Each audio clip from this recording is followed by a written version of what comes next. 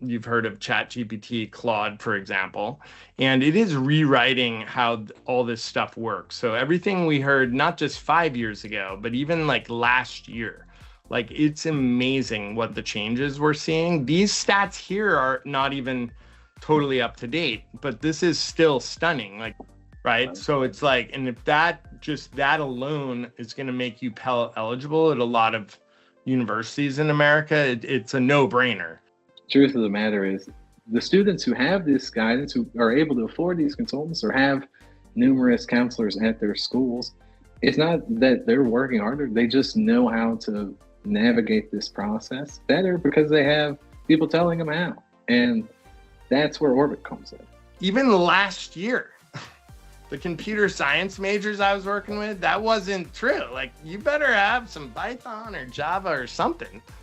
And now it's like literally this revolution is we have our vibe coding with the bots. So I don't, if there's any CS folks in the room right now, you know what I'm talking about. But this is something to stay tuned for. We're going to have some more episodes. Oh, and welcome. Hello, hello, hello. Thank you all so much for joining us. We are Orbit AI. We are an AI native college counseling platform. And we are starting a webinar series to reach more students, reach more parents, trying to get our platform in front of more students, helping them with guidance and helping them make one of the biggest decisions of their lives. What we do is we help students navigate the college admissions process, from everything from discovery through admission. So I'm Dan Tweardy. I'll introduce myself. I am the Chief Business Development Officer here at Orbit AI. A little background on me. I'm a former teacher. I taught for 5, 6, 7 full years and worked as an ed tech consultant. Then got my MBA at Wash U in St. Louis. So I know a thing or two about going through the admissions process. I went through it twice, and just wanted to say it doesn't get easier. So I wish when I went through the process the first time and the second time, I had a platform like Orbit. So moving forward, in our first episode of our webinar, Beyond Acceptance, AI is rewriting the college game. It's very exciting. I'm here with Dewey Wilmot, our Chief Academic Officer. We'll introduce him in a little bit, but I kind of want to start off by talking about the issues we saw in the current admissions process and why we felt that Orbit should exist and the good it serves. So moving forward, let's start with a little poll. So you can drop your answer in the chat. Be honest, no shame at all. But when it comes to your college admissions strategy right now, which is closest to your reality? Do you have a clear plan? That's great if you do. If you have some direction or no real structure, that's okay as well. If you're figuring it out as you go, hey, that's fine as well. And I did not know I needed a strategy. Hey, that was me when I was 18. I did not know that I needed a strategy. Don't worry, everything works out, and it's all going to be great. But hey, now you got Orbit, you got something great that you can potentially use and help you in the admissions process. So we'll just please put your answer in the chat, whether it's A, B, C, or D. We'll be monitoring that as well. But moving forward, speaking on Orbit and speaking on what we saw out in the world today, especially here in America, in the States, is there is a real gap in terms of knowledge for students out there, and something we really care deeply about and something we really want to solve. Like, as you can see, like, the ratio of students to counselors on average is 1 to 372, and that is, putting it gently, in some locations, I don't know where some of you all are, but in some spots that ratio is far higher, or maybe your high school doesn't even have a counselor. It's terrible. And I know, like, that ratio of 1 to 8,500 private consultants to students is even broader, but those consultants usually cost a leg and an arm, and that's something the average student cannot afford. And that's something we're trying to solve. We're providing this platform to kind of circumvent that issue at a far cheaper price. Whereas those consultants may cost thousands of dollars, Orbit is only $99 a year. And that's a pretty sweet feat. But we'll get into all of that later. Just keep that in the back of your head. And lastly, on average, in 4 years, students only spend 38 minutes with a college counselor over 4 years. That's an episode of The Pit, not even. An episode of Euphoria, not even. Like, that's barely over an episode of Attack on Titan. That is not very much time, and that's over 4 years. It's honestly disturbing. Like, this is one of the biggest decisions a 17, 18-year-old student will ever make in their life. And 38 minutes with an expert, with a counselor, is just that does not suffice. And I don't think every student should have to face that. And I think that's a problem we care deeply about here at Orbit, because truth of the matter is the students who have this guidance, who are able to afford these consultants or have numerous counselors at their schools, it's not that they're working harder. They just know how to navigate this process better because they have people telling them how. And that's where Orbit comes in. But before we get into Orbit, before we talk about what we have to offer, we're going to pass over here to our Chief Academic Officer, Dewey Wilmot. He's going to introduce himself. He's a seasoned veteran of this game, and he'll kind of give you some background on who he is, what he does, and give you some tips and tricks of how to navigate this process. And yeah, he's a great guy. It's fun to listen to, and truly an expert in this field. So, all right, thanks, Dan.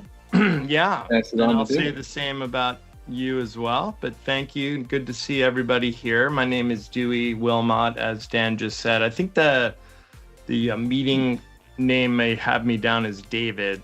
Dewey's my nickname. Nobody calls me David except for the IRS.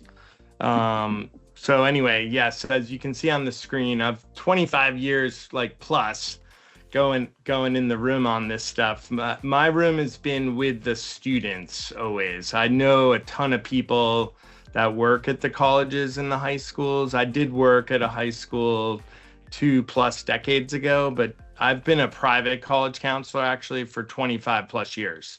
So I'm one of those ones that works with people that can access them. But the reason I'm with Orbit is because I believe in having great counseling for many, many people, including people that can't afford to work with a private counselor. So, and that's my role here. And as you can see, I have a degree from Princeton and a certificate in college counseling at UCLA. I've been in leadership roles in important organizations in admissions counseling. You can see HECA, WACAC, NACAC. And I've worked with literally thousands of students in the last 25 years, and I love doing this. And, this is a craft. What I'm teaching and what I want to talk about now is the craft of responding to the AI revolution. Okay, so our title tonight is Beyond Acceptance: How is AI rewriting the college game?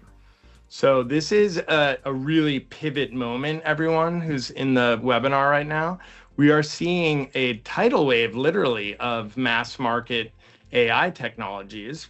You've heard of ChatGPT, Claude, for example, and it is rewriting how all this stuff works. So everything we heard, not just 5 years ago, but even last year, it's amazing what the changes we're seeing. These stats here are not even totally up to date, but this is still stunning. 50% plus of admissions offices are using AI to screen, to collate, to organize. For example, they will get thousands of types of transcripts, and AI can be used to try to standardize them for the counselors to review more efficiently, right? The middle one in 3 seniors used AI in 2024. That was, newsflash, 2 years ago. That's probably 2 and 3 maybe now. Now, the high schools I know are encouraging students not to use AI in their schoolwork. Many of them are requiring in-class written essays as an example of a workaround. However, with all external stuff, including college apps, it makes sense to be able to bounce brainstorming ideas off an essay bot, for example. and or just to do research. Like there's a school you're particularly interested in, maybe you haven't had a chance to visit. Maybe you can ask AI bots to tell you about that school. What's the vibe at the school? What's the academic scene? What's the weekend scene? This is an amazingly smart use of AI technologies. Now for the essays, brainstorming ideas, like I'm thinking about this, and this. Which one do you think would be a good idea?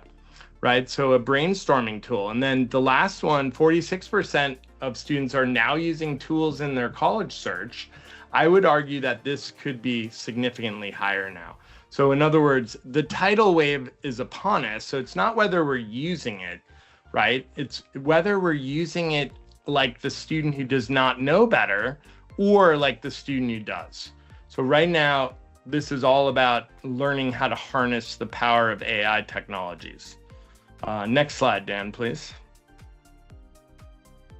So I want to kind of focus on a few kind of tips, and some of these aren't necessarily heavy AI derivative. This first one would not be heavy AI derivative, but the tip is the concept of early decision binding admissions agreements. There are many schools in America that offer this, and some of them have great preference for them. We can see this here in the simple admissions rate of an ED, early decision binding admissions plan that has a November 1st deadline with a regular decision January 1st plan admissions rate. This is significantly greater than 4-to-1. Now, this makes sense for some students that have a dream school. And if the dream school has early decision, then it makes a lot of sense to apply through that plan.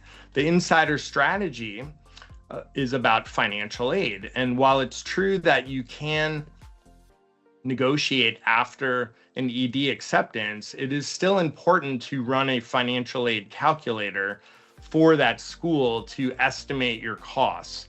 A drawback of early decision is potentially more costs than you're planning for or expecting, okay? But this is a tip that with AI, what's changing is everybody's gonna know about this now, right? So the tip is to be smart about using it now before like the cat's out of the bag. Next slide, please.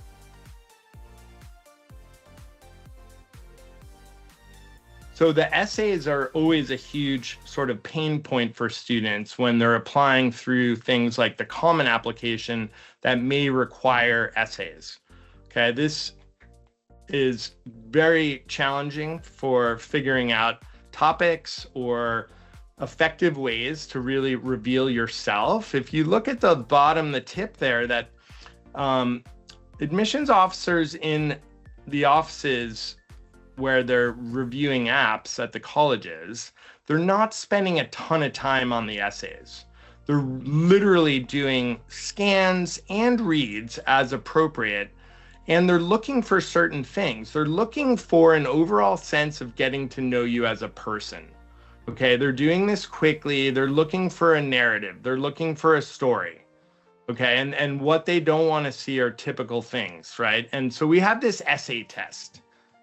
Okay, and I'm going to give you two anecdotes. The first one, if you read the essay test there, if you read that last paragraph out loud, and if you feel like it could have been written by any student in America, any student at your class, that is not you. It is not reflecting you as a person. You need to rewrite that. The best essays end with a thought that could only have come from you. And here's the other essay test at a high school in the area I live. I'm in San Jose, California, aka Silicon Valley.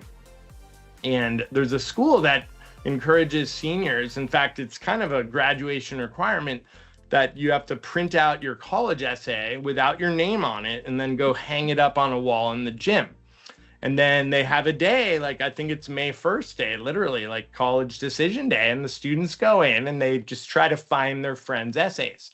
So the test is if you hung your essay up on the wall, you know, anonymized, would people be able to read it and know it's you, right? Your essay has to be revealing you, right? So this is the things that counselors work with students on to help them reveal themselves and make a really good essay. So obviously the big transformation now with AI is the ability for AI engines to help students with this process.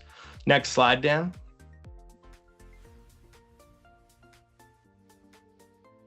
So then when we talk about using AI to help with the process, right, there's right way and wrong way. Okay, the wrong way is to just ask it to write. Like literally, hey, I'm thinking about this and that. Please write me an essay on this. Okay, the bots will do that. This is not good because this is not authentic. Okay, the right way is to literally use the AI more as an idea bouncer, a brainstormer, a thought generation helper, a scaffolder. Okay, also a checker. You can plug an essay you've written into an AI bot and ask it to summarize the takeaways. Like, what are the 3 core values you learn about me? What is the tone of my essay? Like, you can ask it for feedback like you would ask a teacher or a counselor. Okay, this is the right way to use AI, using it to think, not do the writing. Because the problem with doing the writing is you're going to see on the left side all those kind of things that are going to stand out, right? And the colleges are super smart. Like, it mentions a few colleges that have been using Turnitin. This has been, for a decade, over a decade, that these technologies have been employed, right? So the irony is, like, yeah, there's people out here, including me, that help students, as private counselors, right? But I want this to be available to everybody. So next slide, please, Dan. So these are tips on financial aid and specifically scholarships. So you'll hear the noise about lots of money being left on the table. That noise is not necessarily wrong. There is a lot of money left on the table. What's misleading about it, though, is it makes it seem like, oh my gosh, there's like a gold mine out there. You just have to, easily tap into it. So none of this is ever easy, right? But what the tip here is, you want to be smart about understanding what's available to you. So if you're a low income student, Pell eligible, and you're not submitting the FAFSA, which I just did the FAFSA for my daughter. She's graduating high school this year.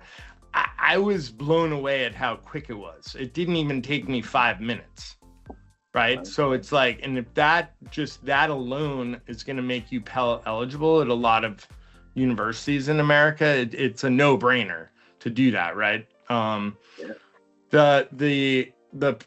The other types of scholarships that are not based on your income, what we can call merit scholarships, that there's a lot of money on that table too. Not everybody gives merit scholarships. Okay, we were mentioning Harvard in this slide. They do not give merit for itself. Harvard only gives need-based financial aid, right? But for example, like you would need to fact check me on this number, but if your family income is roughly 200,000 or less, a school like Harvard literally would be no cost, right? Some of the Ivies, my alma mater, Princeton, I know has a threshold where if your family adjusted gross income is under a certain amount, which isn't poverty, it's well above poverty level, then you will pay nothing. To which, awesome, if that's the situation. Right? And if not, like, okay, no, they're not going to give merit aid. Okay, so there's a premium for tuition in that case. The number to look at, everybody, and my big tip here is called cost of attendance. Okay, we want to look at the full cost of attending, not just tuition. Cost of attendance includes tuition, but will also include things like room and board if you're living on campus or getting a meal plan. Things like books, and there's all sorts of fees, like a health center fee or a student activities fee. So you have to look at those direct costs to the school. And then there's indirect costs that are more on your end, things like personal expenses. As I like to say, you need your weekly Starbucks or, coffee money or whatever the hot play. I don't think Jamba Juice is super in. When my kids were young, it was all Jamba Juice. But you need money for personal expenses. Okay. Demonstrated interest, you can see on the bottom right. You may have heard this term in the past.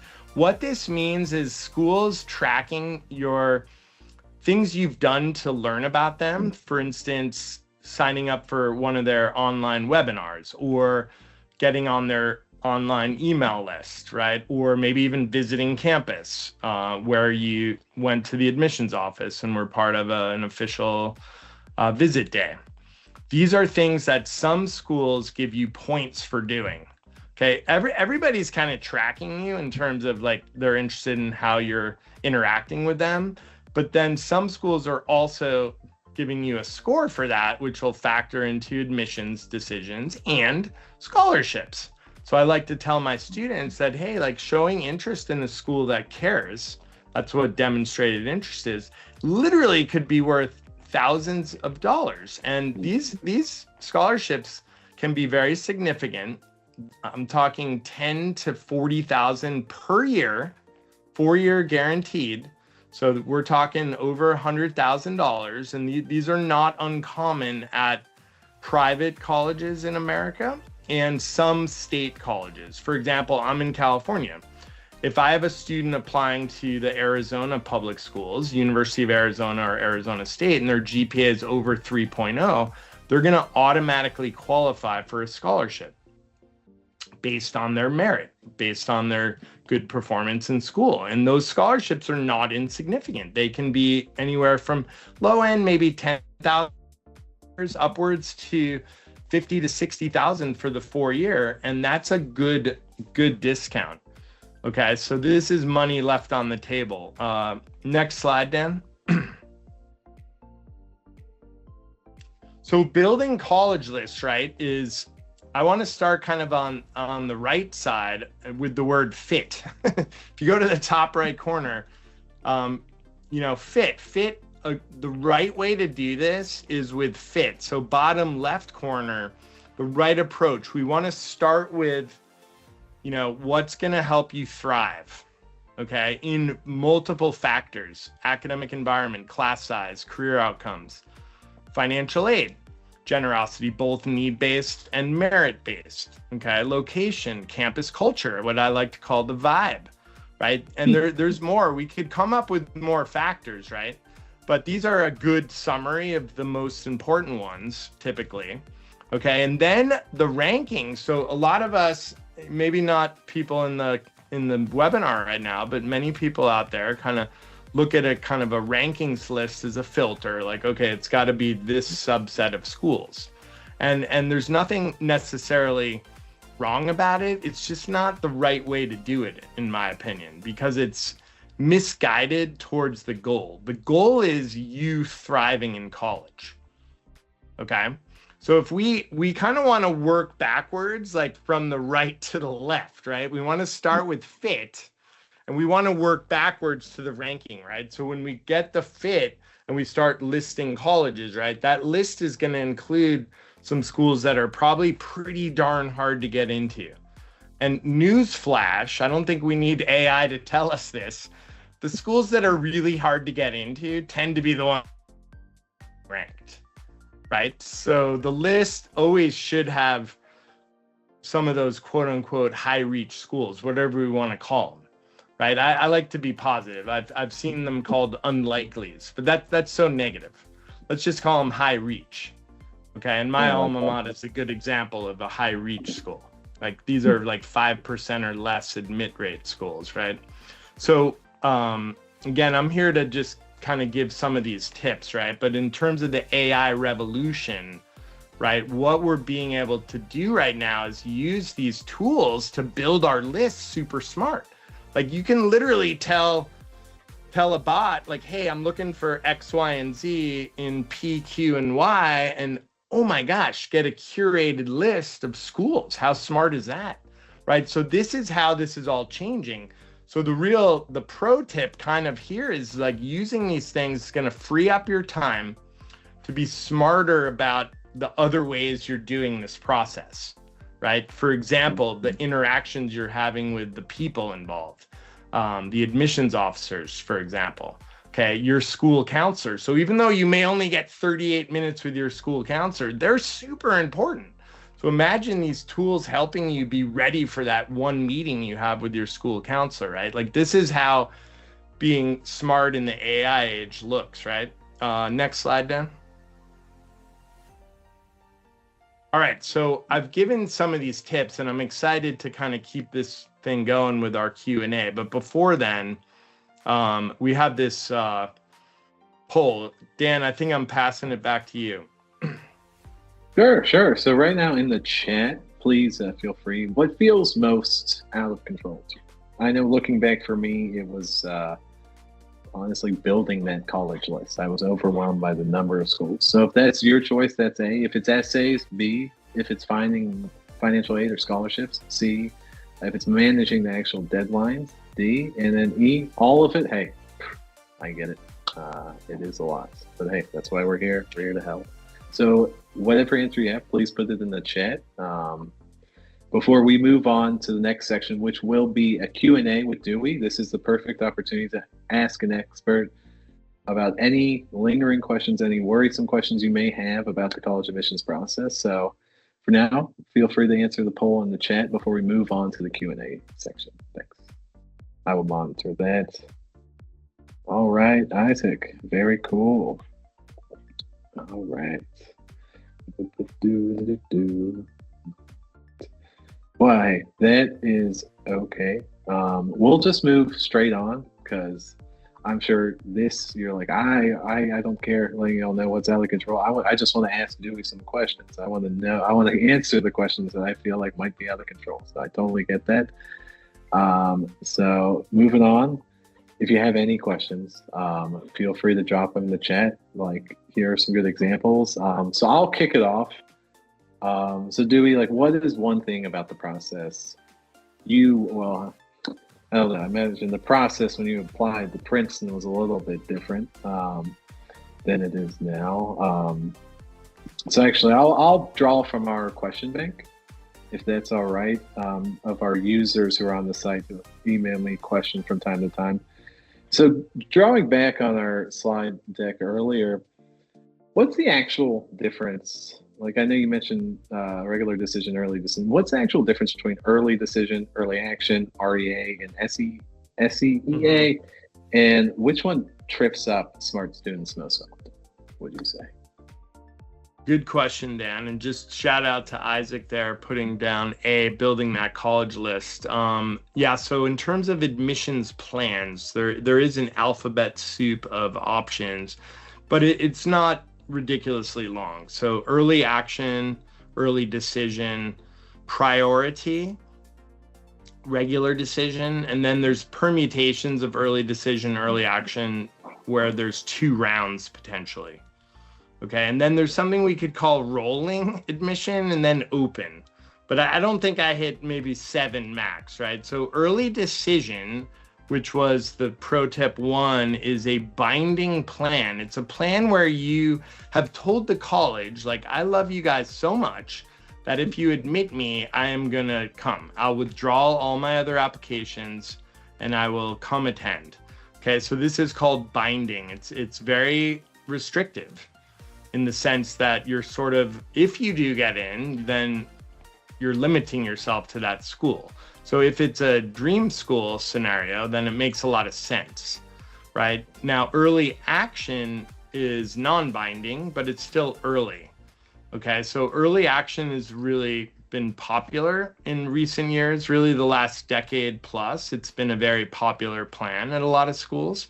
Some schools offer both early action and early decision, including their regular decision. And some schools have 2 rounds. So it could be an early decision 1, early decision 2, early action 1, early action 2. The second rounds tend to be in January, first rounds November.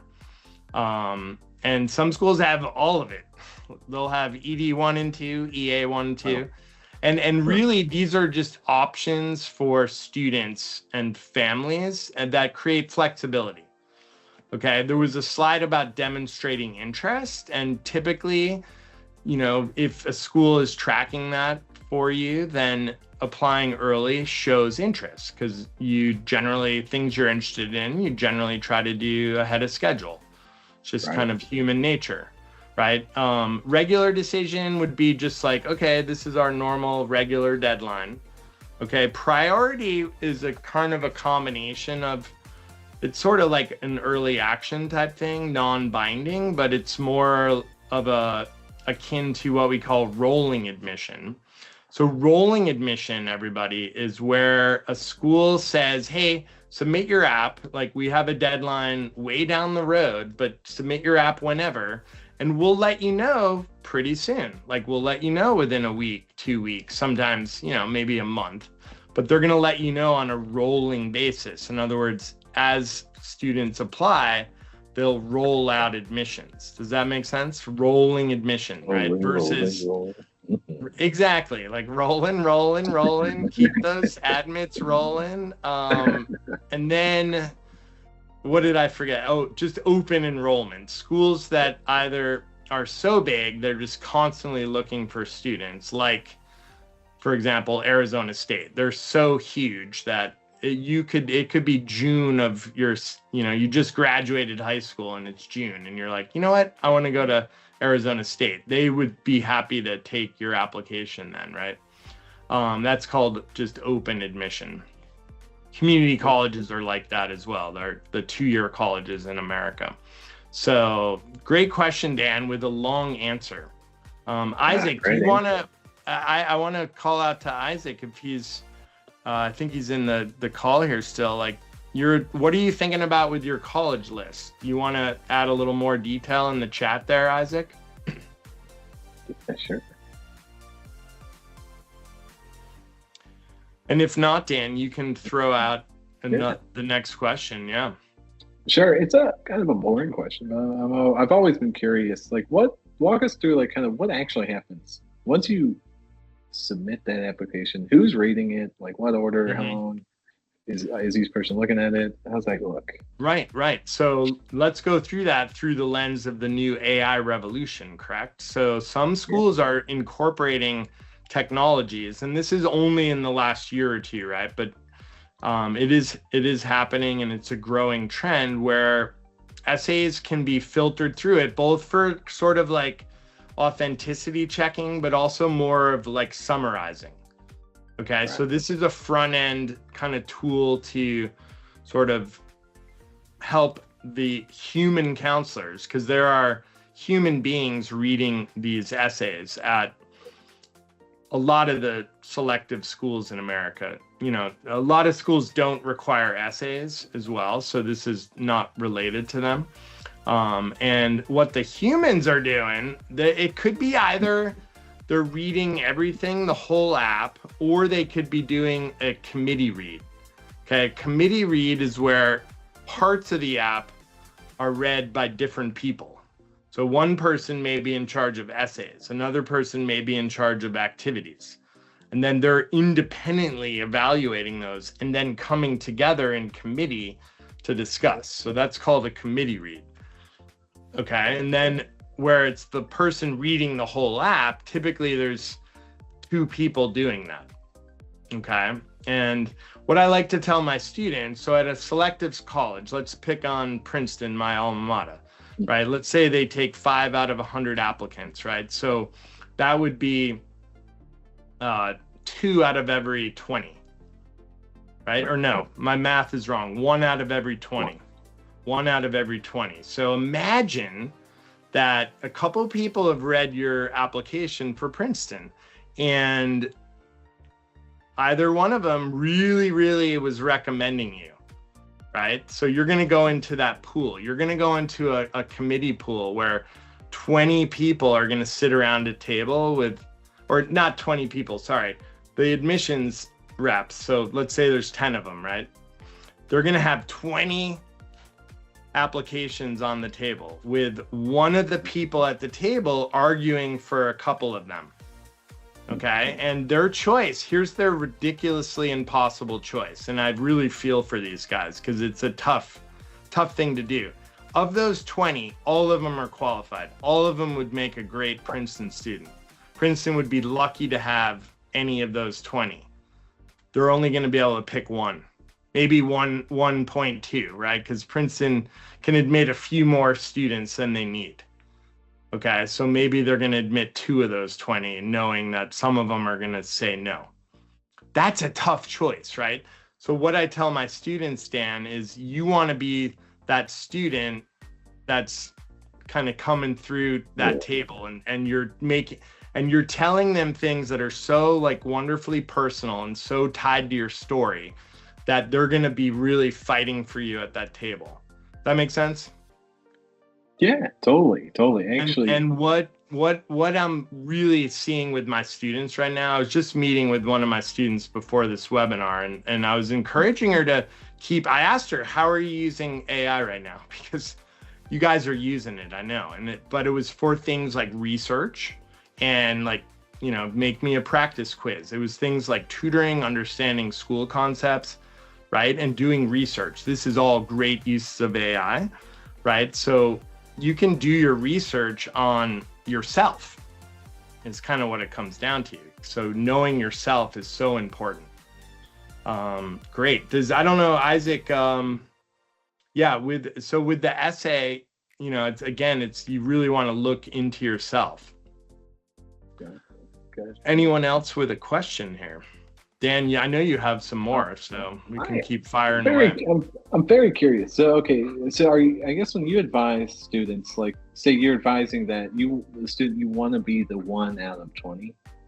Yep. Like, do you adhere, like, do you believe in the spike theory of going deep on one thing to stand out? Yeah. Is that still true today? Well-rounded. Yeah. The spike versus well-rounded. Yeah. That's a tricky situation. So what Dan means by spike is you have something kind of relatively exceptional about yourself. So you're an amazing person, but something kind of stands out like a spike.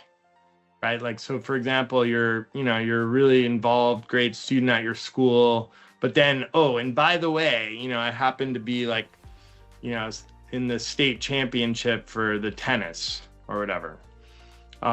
You have something relatively spiky. This would be a pretty high level achievement, for example, right? Or a deep and well, like, trod academic path that you've been kind of doing for a while, right? So I think spikiness is important, right? But I think so too well-roundedness, which is a more traditional idea that you have kind of multifaceted talents, right? Like, that's also really important. I was in a webinar yesterday with the brand new College of Connected Computing at Vanderbilt University. They've folded out the computer science department from the College of Engineering at Vanderbilt and created a brand new college. It's the 4th college at Vanderbilt, called the College of Connected Computing.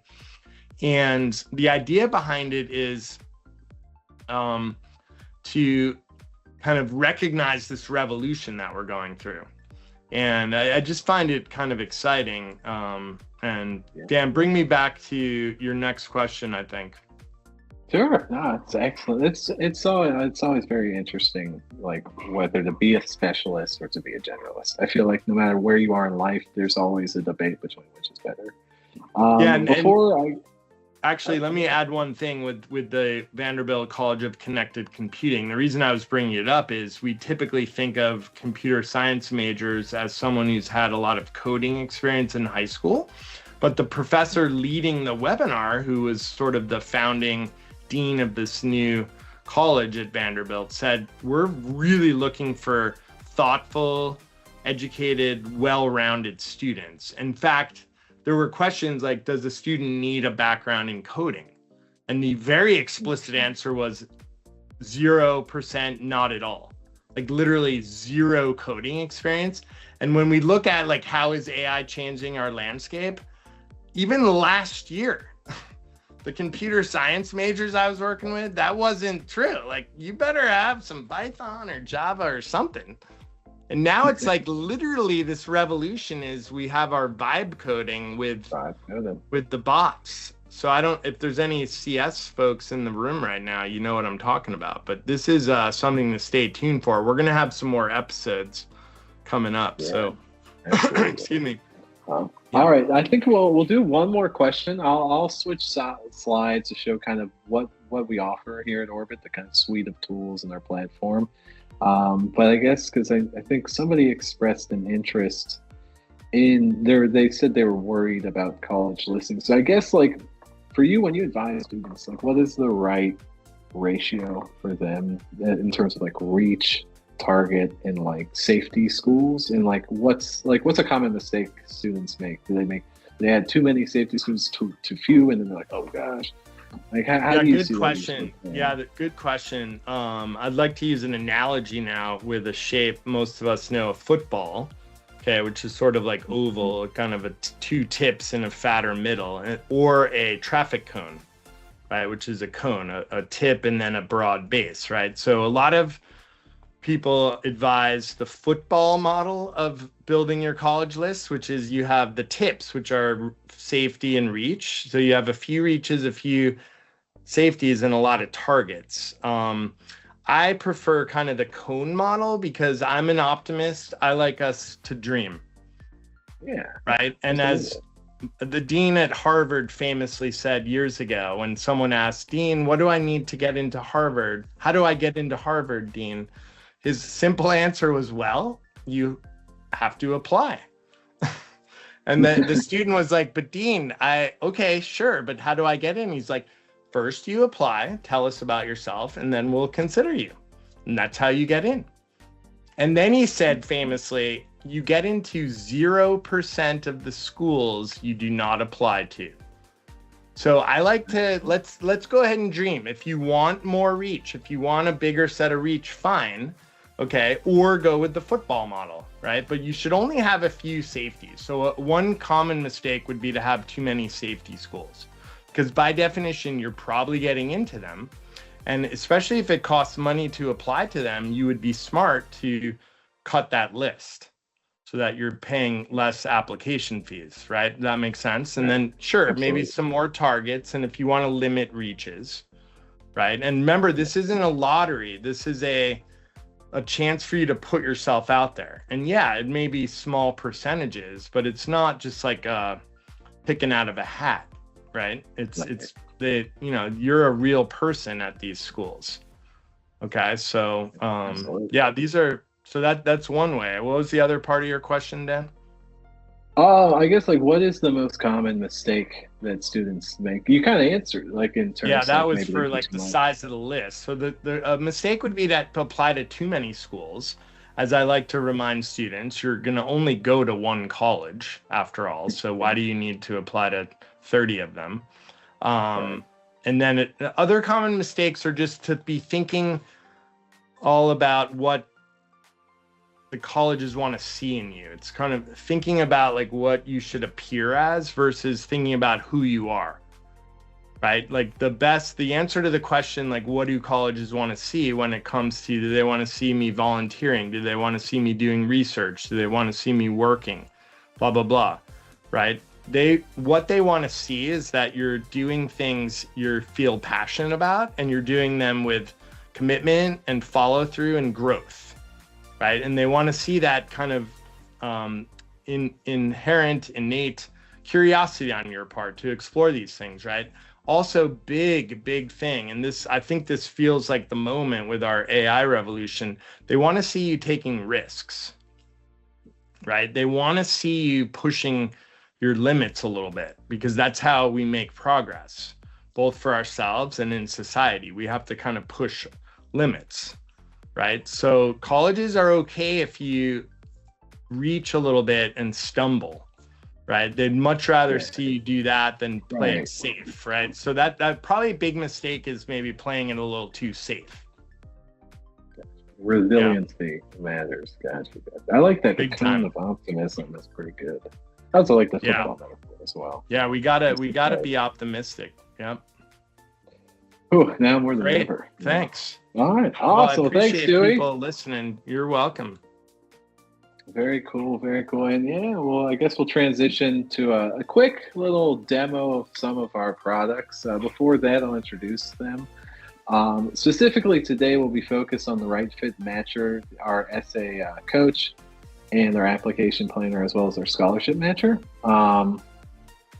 These are all very intricate tools, and let's just jump right in. Let's get a look at each. So I'm going to switch over first to our Right Fit Matcher. Dewey, can you see this?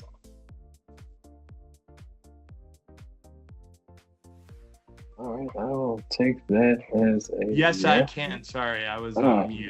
Yes, I can see it. Yep. Okay. Thank you. All right, so here we are. Our Right Fit Matcher. So you might be asking yourself, where are we drawing this data from? We're drawing this data from Peterson's, which is the most reliable database for college admissions, and it pulls from over 4,000 institutions, and it's updated quarterly. So this data is as fresh as this data can be. So as you can see, we have a distinction between application round, whether it's early decision or regular decision, and you can also weight whether you care most about your ranking, admission, or your preference. So right now, we'll just keep it at 60, 20, 20. That's fine. We'll start off. So most of these, you might see other tools out there, and you might be like, plug in your GPA, plug in your SAT. Hey, we have that. Of course, it's fairly, how to say, boilerplate. Yes.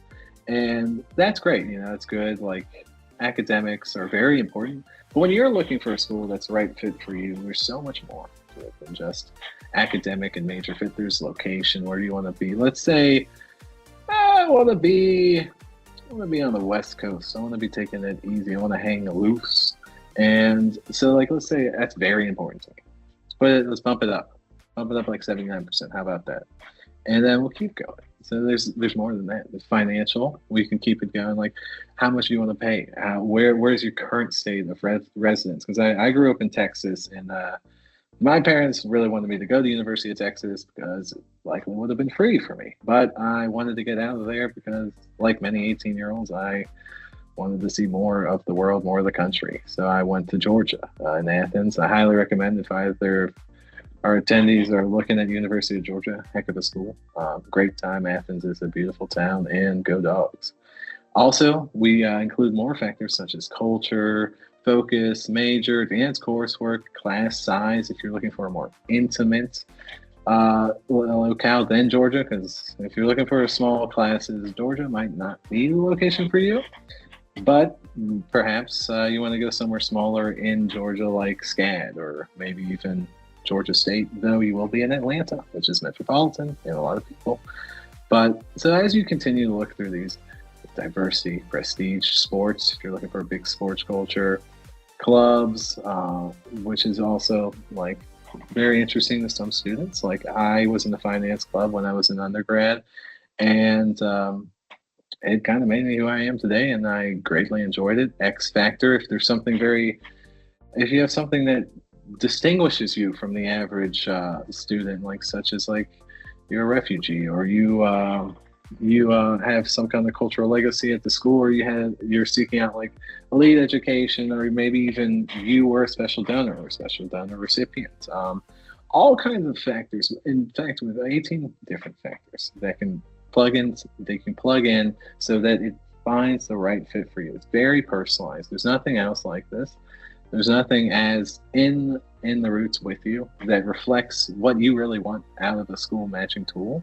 And like, say you have volunteering experience as well, like that's always a plus when you're applying to schools. Like say you did 5 years at the local Habitat for Humanity Restore. And I digress. We could go into length. And also, if you are looking to learn more about this tool, feel free to book a demo with me after this call. That will be shared in an email later. We can get to that later. Don't worry. Also, legacy, and we factor demonstrated interest, as Dewey had mentioned. So say like, you visited the college, you fell in love with the campus, you went to Stanford, and you're like, wow, look at all those redwoods. Wow, it's amazing. So then you click find my match, and boom, just like that, our algorithm goes, our AI tools kind of work together, and they spit out a result. And so I want to be on the West Coast, University of Washington. All right, so the difference here between our tool and what might be out there is So we provide you with an admit chance, which is how you're going to get in, a preference chance, as well as additional suggestions. So whatever, if the, so like in this kind of scenario, it looks like you're very likely to get into the University of Washington. You got this, you have a heck of a GPA, you got a great SAT score, and you did pretty stellar in math and reading. So like that is likely to help you get into a school like this. But in certain situations, we will suggest certain additional requirements that'll help you get through it and help you have a stronger application. So what we have here is, okay, so let's look at this. So suggestions for like a school like Stanford. Very, not to say unlikely, like we mentioned earlier. It's popping up, but it's going away. What are you doing? All right. I think that it said X Factor, which, schools like Stanford may be looking for an X Factor. But as you can tell, like these are all beautiful, kind of very cool schools on the West Coast that fit what I was looking for in my match. So you feel free to play around with this tool and kind of get a better idea. You can mix and match with the ranking, admission, preference, all of that. It's all very intricate, and honestly, I could spend hours on here, even though I went to school and got my post-grad degree, but it is very intricate. Nothing like this out here today. So moving on, let's look at the essay coach. So the essay coach is fascinating. So say I was like, I really do want to get into Stanford. I want to beat the suggestions. I want to do great, and I want to crush this essay. So one of the essays for Stanford is reflect on an idea or experience that makes you genuinely excited about learning. I know, that question almost puts me to sleep. Genuinely excited about learning. Oof, snooze. But all right, let's check it out. 4 paragraphs, 650 words. So what we have here is a multi-agent RAG system. So it's like we have 8 different counselors working in the room with you. So the output is running, and then we have the first counselor kind of establishing the profile for you. And then the next, analyzing the essay prompt. The next, intake questions. So then you have to start asking, then it will start poking and prodding like a good counselor would. Like, what do you do for fun? I play basketball with my friends. Sure, like it. All right. What's something you wish people knew about you? I secretly hate basketball. No. I love to sing in the shower. Sure, why not? All right. Who do you look up to? My parents. I'm very lucky, and I'm sure like a lot of people out there, I have great parents, and I very much admire them. What's something you always want to learn? I wanted to learn how to speak Spanish. All right. So as you can imagine, this will take a while. I'm not going to actually write an essay in front of you. That would be boring. That would put me to sleep, honestly.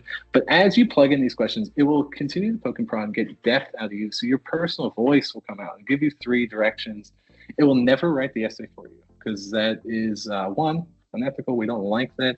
2, as Dewey mentioned, that will be sniffed out very quickly by a college admissions officer. So that will get shut down pretty quickly. So as you can see, what we have is a very intricate multi-agent system that helps and gets your true voice and depth out of you, which is something as an 18-year-old I really struggled to write, and especially write about myself. So something like this is really neat, and it's kind of like playing a game.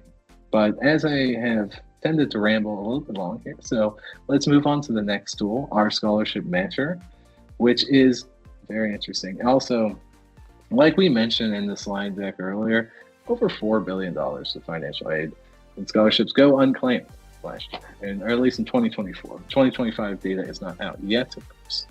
But in 2024, which is an insane amount, $4.4 billion unclaimed money. Yeah, like, that's a real problem. It's something we really want to solve. And we want to get that money in your pocket so you can pay these schools to go to these great schools that you fit, that are the right fit for you, So it's something we care very passionately about. And this is a very interesting tool. So you plug in your basic profile, like what are you looking for, where you're from, what's your GPA, financial profile, test scores, background diversity.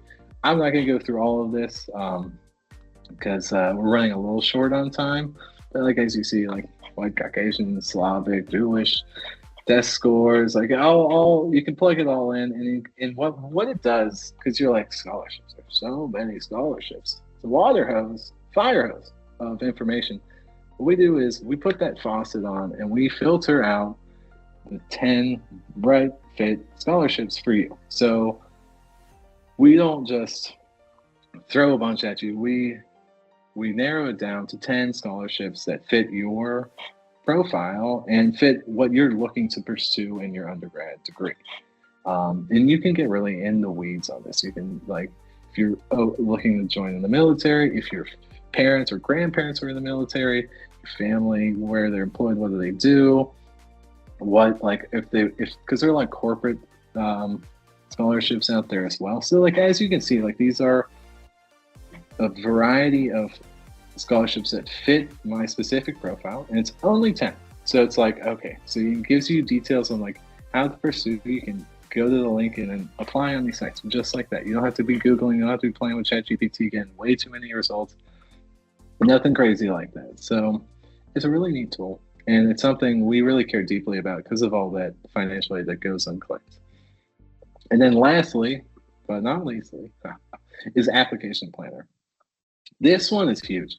This I wish I had, especially because this makes everything so easy for you in terms of planning your applications, because that's a real bear. So you have once you've added all the schools into your application planner from the Right Fit Matcher, you have them all listed out here. Beautiful.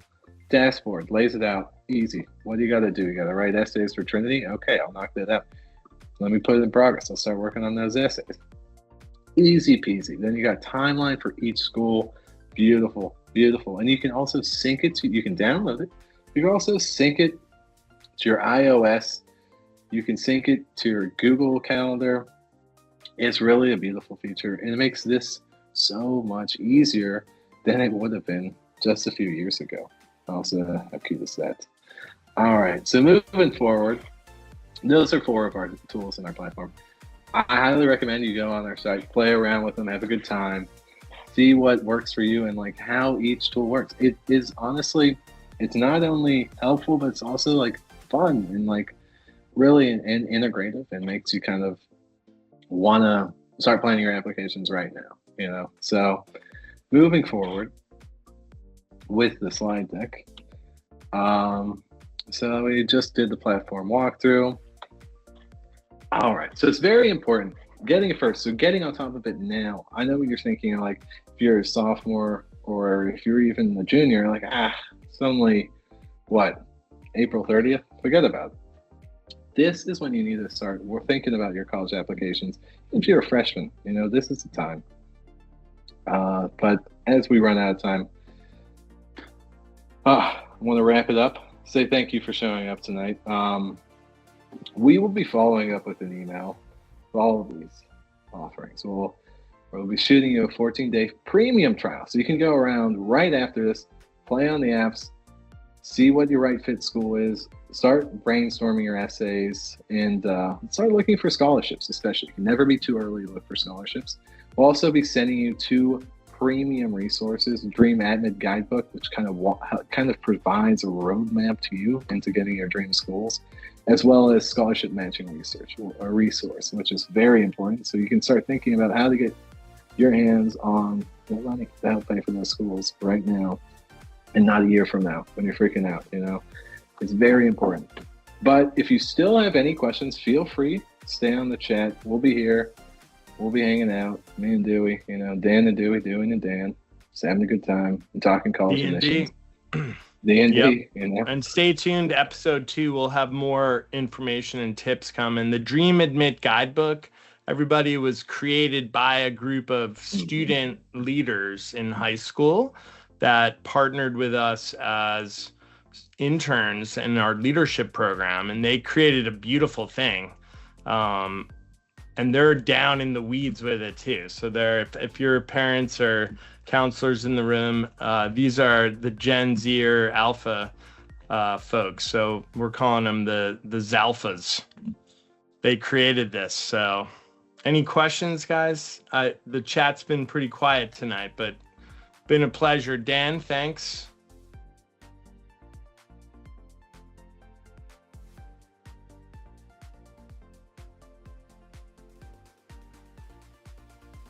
Good luck to everybody.